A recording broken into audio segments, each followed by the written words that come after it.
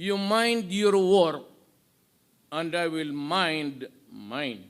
Rodrigo Duterte was mayor of Davao City in the southern Philippines for more than 20 years. He was catapulted into the presidency by his ability to convince millions of Filipinos to rally behind him. Do not destroy In the office, young. Duterte quickly cemented his role as an autocratic leader. His war on drugs was so violent that rights groups believe at least 30,000 people have been killed in police operations over the last 5 years. Critics say he has used state violence in ways not seen since the martial law period under President Ferdinand Marcos in the 1970s and 80s. Duterte went after oligarchs, but he also jailed activists and members of the opposition and shut down the country's biggest media network. And though he promised that just a whiff of corruption would be enough for him to fire officials, years later, most of those removed from office have yet to face charges. He had to make deals with established political forces. So with that comes the inability to sincerely push back against institutionalized corruption. The president also hasn't revealed his own wealth, refusing to release an official statement of assets, liabilities, and net worth, the first president to do so in decades. When he was mayor, he did not strengthen, he did not need a check and balance because he was a king of Davao City. So he did not need to listen to a co-equal body. The pandemic and the recession it triggered are perhaps the most challenging issues Duterte has faced.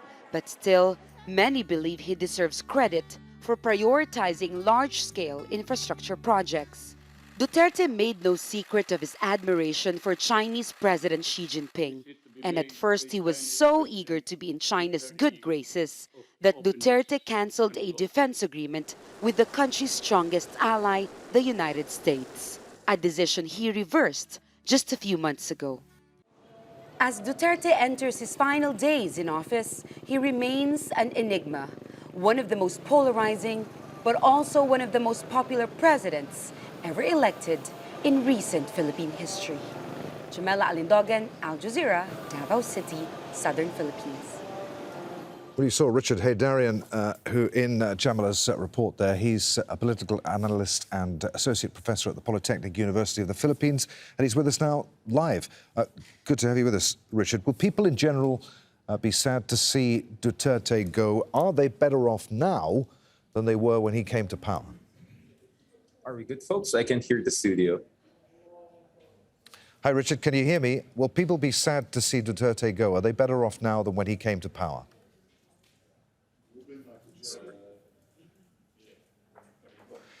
Now, sorry, Richard can't hear me. We'll come back to Richard in just a few moments.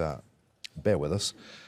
Now, tension is running high in the Indian state of Rajasthan after a Hindu man was beheaded on Tuesday. The act was posted online. Police have arrested 2 people. Al Jazeera's Pavni Mittal reports.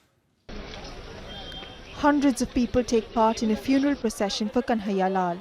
Surrounded by security officials and TV cameras, they demand justice.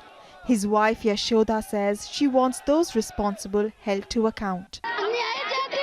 We want justice. And yes, we want them to be given the death penalty. Authorities have arrested 2 men accused of murdering Lal in his tailoring shop. They are alleged to have posted a video online and made threats against Prime Minister Narendra Modi. According to media reports, they're accused of killing Lal for supporting Nupur Sharma, a former spokeswoman of the BJP party who was suspended for making Islamophobic comments.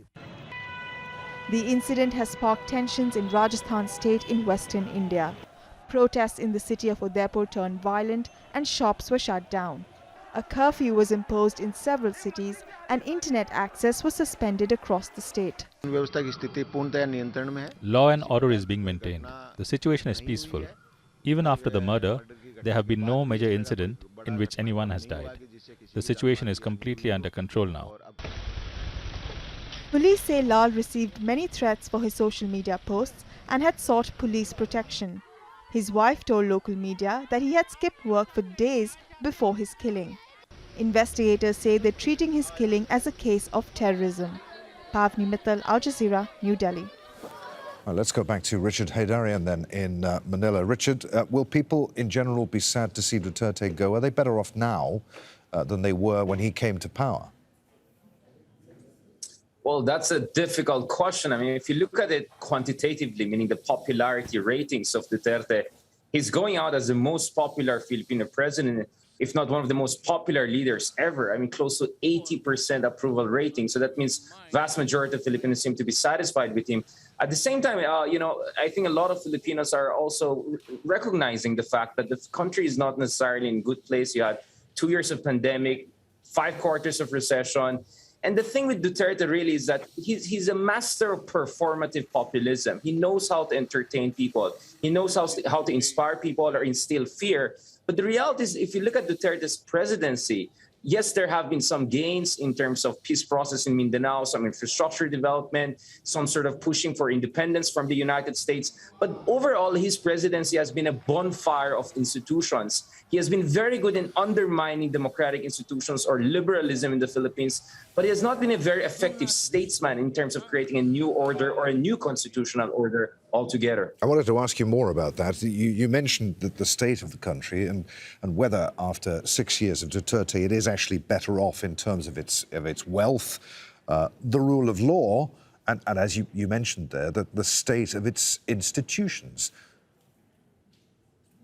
Right. I mean, in terms of the economy, of course, Duterte can make an excuse that, well, you had the pandemic, it's not my fault. But the reality is that the Philippine economy could have done way better had it been under much more effective leadership. I mean, the Philippines had close to 10% GDP contraction in 2020 because of the extended lockdowns and delayed response by the government, while some of our neighbors like Taiwan and Vietnam even had GDP growth in 2020, not to mention China. At the same time, if you look at it when it comes to foreign policy, he asked for more independence from US, but at the same time, he was becoming more and more dependent on China, even Russia to a certain point before the invasion of Ukraine. But really, the real problem, the crux of the problem is the rule of law. President Duterte ran on an anti-crime, anti-drug campaign, and yet 6 years into office, we have no evidence whatsoever to suggest that he has had a sustained solution to this problem. What we know about are these thousands of extrajudicial killings or allegations of massive human rights abuse, not to mention shutting down right and left of different independent media outlets and those who have criticized the government and President Duterte throughout the past few years. So the rule of law situation has dramatically deteriorated in the past few years, even as the Philippines was, of course, never perfect. But Duterte has also not shown any clear gain, long-term gain in terms of the war on drugs. Where are the big fish that he was talking about? Where's the sustained solution to the drug problem and criminality in the country if you have so many extrajudicial killings and unexplained deaths? So how do you think history will judge his presidency? I suppose it depends very much upon what comes next. Definitely. I mean, Duterte is the best thing that has happened to the Marcoses.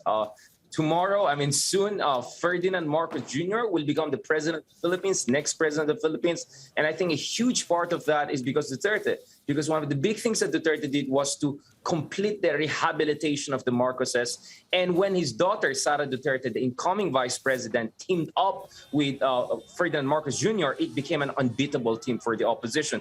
So in that sense, he's one of his biggest legacies will be the return of the Marcoses.